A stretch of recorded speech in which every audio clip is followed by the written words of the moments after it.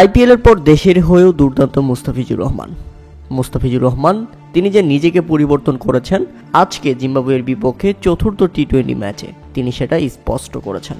এবারের আইপিএলে চেন্নাই যেন রীতিমতো বদলে দিয়েছে মুস্তাফিজুর রহমানকে।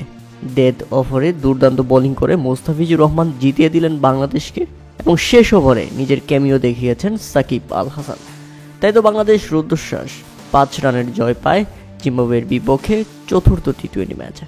উল্লেখ্য যে এদিন মুস্তাফিজুর রহমান 4 ওভার বোলিং করেছেন, খরচ করেছেন মাত্র 19 রান, তুলে নিয়েছেন গুরুত্বপূর্ণ তিনটি উইকেট। বিশেষ করে 19তম ওভারে বোলিং করতে এসে খরচ করেন কেবল 7 রান, তুলে নেন বিধ্বংসী হওয়া ফারাজ আকরামের উইকেট। এর আগের ওভারে অর্থাৎ মুস্তাফিজুর রহমান নিজের 3য় ওভার করতে এসে খরচ করেন মাত্র 2 রান, তুলে নেন ওই ওভারেই দুইটি উইকেট।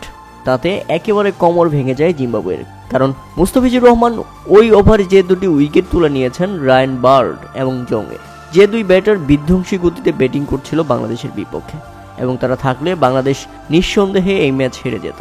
আর মুস্তাফিজ দারুণ কাজটা করে দিয়েছে সেখানে।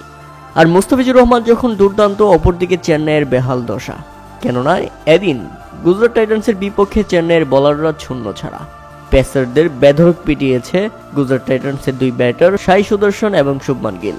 প্রথম থেকে শুরু করে 18 ওভার পর্যন্ত কোনো উইকেটই পায়নি চেন্নাই সুপার কিংসের কোনো বোলার, যেখানে সাই সুদর্শন দুর্দান্ত ইনিংস খেলেন, 51 বলেই করেন 103, এবং শুভমান গিল যিনি কিনা 55 বলে 104 রানের ইনিংস খেলেন। তাতে নির্ধারিত 20 ওভারে 3 উইকেট হারিয়ে 231 রানে থেমেছে গুজরাট টাইটান্সের ইনিংস। গুজরাট যখন 231 রান করে তখন হতাশ হয়ে স্কোরবোর্ডের দিকে তাকিয়েছিল মহেন্দ্র সিং ধোনি, কেননা তিনি যে মুস্তাফিজুর রহমান এবং পাথি রানাকে ব্যাপকভাবে মিস করছেন সেটা কিন্তু স্পষ্ট। সেই সাথে চেন্নাইয়ের আজকে মরা বাঁচার ম্যাচ, সুপার 4-এ যাওয়ার জন্য এই ম্যাচে জিততেই হবে তাদেরকে, তা না হলে খুব বিপদে পড়ে যাবে চেন্নাই।